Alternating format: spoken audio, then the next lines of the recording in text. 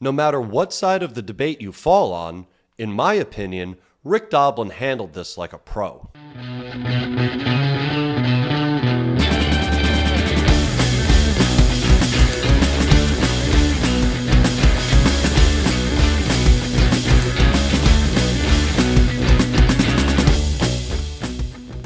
Hello, my friends of the Psychedelic Renaissance. It's Tom Hatsis, your psychedelic historian.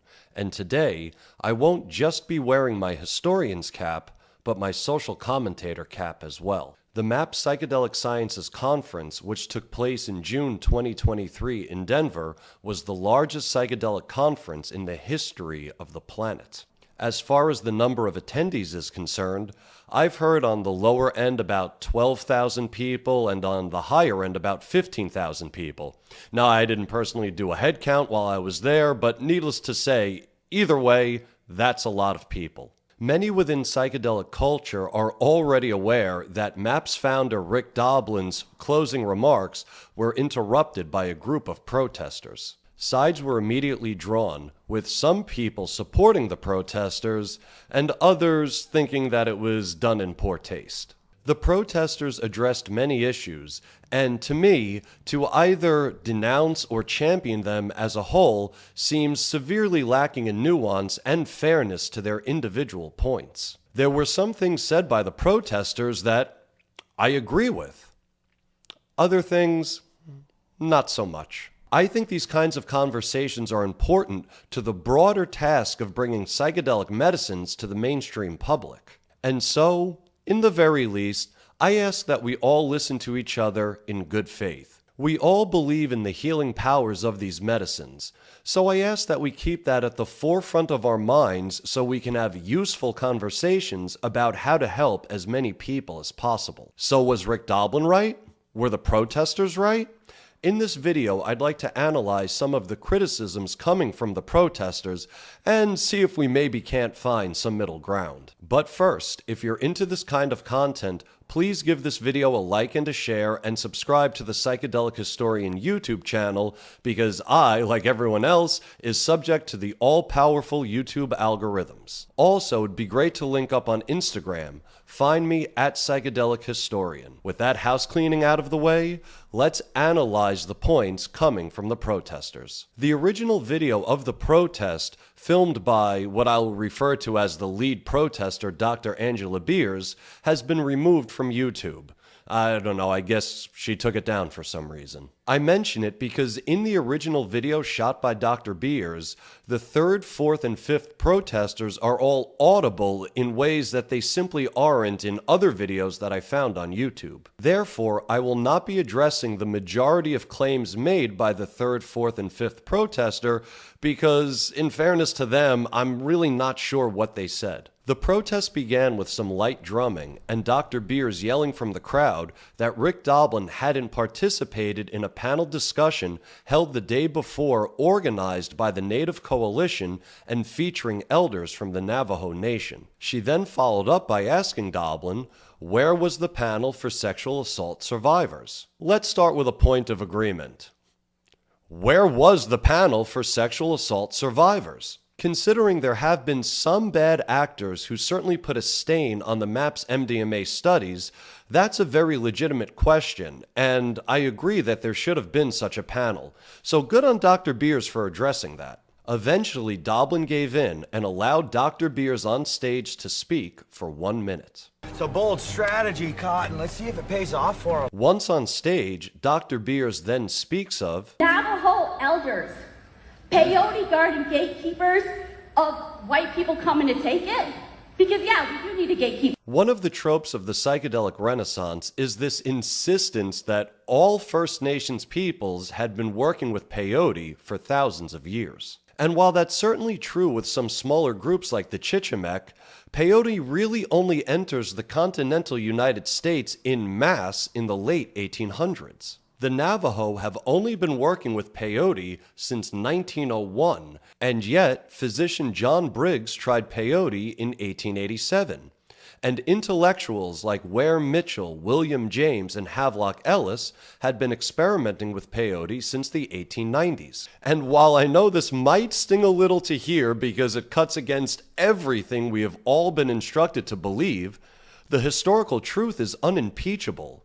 White Americans were actually using peyote before the Navajo. If ancestral knowledge and cultural heritage are all that matter in this conversation, then by the rules of the protestors, Rick Doblin's people, for lack of a better word, were actually using peyote before the Navajo. If somebody wanted to argue that since the Navajo is an indigenous group and peyote is an indigenous cactus, that somehow the Navajo beat out white Americans in their peyote use, that is not only historically inaccurate, but also truly erases the rich histories and diversity of First Nations peoples. The Navajo have a right to Navajo history. They do not have the right to the histories of other peoples who were using peyote centuries before they had ever even heard of it. Let's address two more points made by Dr. Beers that are somewhat historically related. Where are the investors investing time is in this up! effect? Which was followed up by stating, If you don't like this, then maybe you should go look back in your roots and find out where colonization happened. I think that's a great idea. And we need look no further than the Navajo to discover the roots of how colonization happens. Roughly 30 years before discovering peyote, the Navajo were quite busy trying to eradicate the Hopi people from the continent.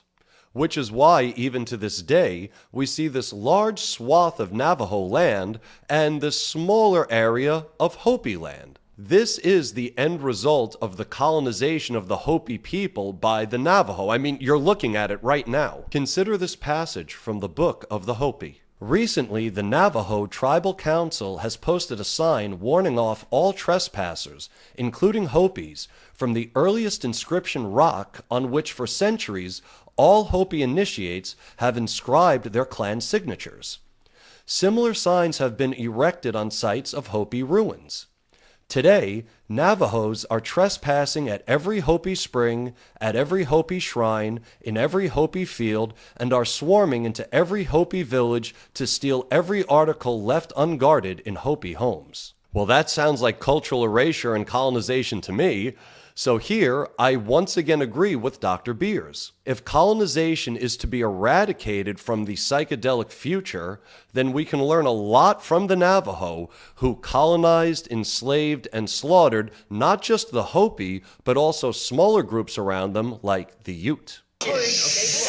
We're not supposed to talk about that. As for returning the land, well, if the United States was going to give that land back, would they give it to the Navajo or to the Hopi? And if the United States gives the land back to the Navajo, are the Navajo then in turn going to give the land back to the Hopi?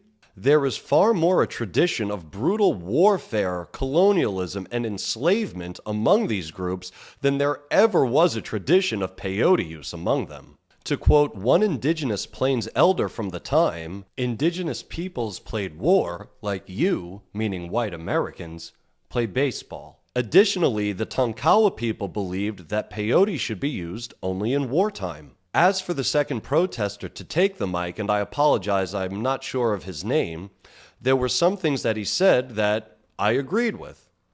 Other things were a little confusing. For example, when he claims, "You're killing and erasing our cultures." And while there's certainly something to be said about the horrors and evils of European and later white American colonialism, and I'm certainly not excusing any of that, that whole Hopi and Navajo thing I mentioned a moment ago, I mean, that's just the tip of the iceberg. These intra-tribal genocides were not only repeatable all over the United States, but were actually still a problem up until only about 150 years ago. If you're interested in these diverse cultures and the tremendous efforts that went into preserving them, I'd suggest checking out the Smithsonian Museum's Bureau of Ethnology. There are also many books written by people like James Mooney, Alice Marriott, James Slotkin, and a host of others who sought to safeguard these indigenous traditions. Typically speaking, people don't make great efforts to preserve that which they seek to erase. Though I couldn't help but agree with the second protester when he said, The same happened to tobacco, now causes cancer. The same happened to opioids, now causes addiction. The same happened to coca, now cocaine causes a lot of harm. I gotta say, he's definitely got our number on that one. However, and I'm not totally sure here if he's implying that Europeans and white Americans received opium from indigenous peoples, but in the event that he is, that's not historically accurate at all. Opium appears in, among other places, ancient Greek carvings, Roman headstones, and Neronian coinage. Although, while I do agree with him about cocaine and tobacco, he's still somewhat making that argument on shaky ground. We are all indigenous to planet Earth, and no one should ever be barred from using any plant or mushroom for food, medicine, or to explore their own consciousness. That's what universal human rights means. Now, where I believe that he and I would be in agreement is that these plants, including coca and tobacco, do have a spirit to them, and it is somewhat abusive to the spirit to roll that tobacco into cigarettes and sell them on the market and process the coca into cocaine to sell on the streets. So it's kind of a little tricky. You do have the right to use whatever plant or mushroom you want any way you'd like, but at the same time, please consider being respectful to the spirit of that plant in these kinds of situations. But it should also be said that the misuse of tobacco in the form of a cigarette and coca in the form of processed cocaine doesn't actually stop an indigenous person from using these medicines in the ways of their ancestors. These questions are highly nuanced. That's why these conversations are so important. The last issue I'd like to address was when the third protester said, We need to let the indigenous lead. I'm not opposed to having the indigenous lead, but I do have one question about it. Why? MAPS is a scientific conference. I mean, it's written right there in the title. And science is not derived by group identity. Science is performed by rigorous methods employed in hopes of finding objective truth that can be tested by any person of any ethnicity, which will garner similar results. If an ayahuasquera wants to join a conversation about how ayahuasca affects neurology, I'm all for it. But scientific discovery is not bound by any ethnicity. Any person who has studied the relevant literature on any topic has a seat at the scientific table. And while I personally love entheogenic ritual, the drumming, the chanting, the deep spiritual setting, none of those things prepares anyone for a career in the STEM fields. Demanding a seat at the scientific table for no other reason than making demands to heritage is profoundly anti-scientific. Science has been a Western tradition for centuries, and yet I would never take a seat at a scientific table because, well, I'm more of a humanities guy. And heritage does not bestow expertise. Here's what I mean. In the 13th century, Albertus Magnus discussed the medical properties of the Amanita muscaria mushroom. And yet, notwithstanding the fact that the Amanita muscaria does have intoxicating properties to it, everything else Albertus says about the mushroom is wrong. And it's wrong because Albertus was basing his ideas on the four humors theory of medicine, a now totally discredited way of understanding medical science. For these reasons, I find it best, both for academic integrity and to avoid embarrassing myself, to sidestep making Hail Mary claims to heritage so that Albertus's ideas could have a seat at the scientific table just because I have European ancestry. Now, that's not to say that there aren't some indigenous medical technologies that are not truly powerful, beneficial, and, quite frankly, awe-inspiring. And I personally prefer indigenous methods to scientific methods because the first kind has actually helped me sort my life out and understand my traumas and get my shit together in a way that the medical model, it's never even come close. No matter what side of the debate you fall on, in my opinion, Rick Doblin handled this like a pro. Even as some in the audience were yelling for the protesters to get off the stage, Your time is up! Rick Doblin still gave them time to speak their piece. And even when the protesters took far more time than was allowed, Doblin still wrote out the situation with great understanding, compassion, and composure. So thank you to both Rick Doblin and the protesters for being open to have this very important discussion within the psychedelic renaissance. So where do we go from here? Navajo speaker and author Belinda Ariaco once wrote, "An academic or scientific psychedelic conference may not be the most ideal event for an indigenous person to be part of." She offers some thoughts regarding what can be done about this and suggests that psychedelic conferences might also host off-site indigenous workshops. While that might be a good start, I also happen to be partial to the Supreme Court decision, notably Brown versus the Board of Education, which states emphatically that separate but equal is not equal. So what can we actually do about this? For starters, perhaps the scientific psychedelic community can admit that science can't answer everything, including the deepest questions sewn in the lining of every human heart, and that maybe the phenomenon experienced in deep psychedelic states is beyond the reach of any scientific method at all. And on the other paw, perhaps First Nations peoples can accept that science does do a pretty good job explaining the natural world, and is perhaps one of the most important tools ever devised by the human race. Furthermore, it's high time the psychedelic renaissance stopped promoting this idea that slavery, colonization, and misogyny are all products of Western civilization. As a brief example, here's a list of places where slavery still exists today.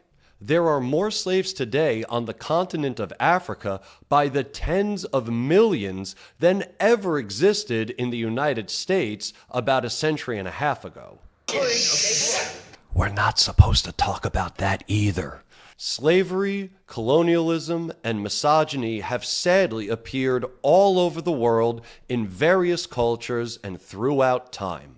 And it's up to us working together to overcome them. As stated earlier, I prefer indigenous psychedelic models to scientific psychedelic models. And before I wrap up this video, I'd like to unpack that a little bit more. When I say indigenous methods, I'm not only referring to the methods of First Nations peoples. I'm also talking about ancient European psychedelia. Those are the things that have healed me. Having my own relationship with my ancestral practices. So I totally understand the First Nations indigenous point on this. There is something very healing about being in touch with your own ancestral psychedelic traditions. So I am with the protesters 100% on that point. However, what I'm doing in my sacred little psychedelic witchy space with my candles and my incense and my mushrooms, and what First Nations peoples are doing in a peyote circle, none of that is actually science. And I guess what I'm trying to say is, that doesn't matter whether it's science or not. If it works, use it. So I'd like to offer a challenge for those of us who find healing value outside medical models. It is up to us to see how and if we can bring our ideas into legitimate scientific inquiry. Because at no point did any of these protesters actually mention how they plan to bring these indigenous practices into scientific models.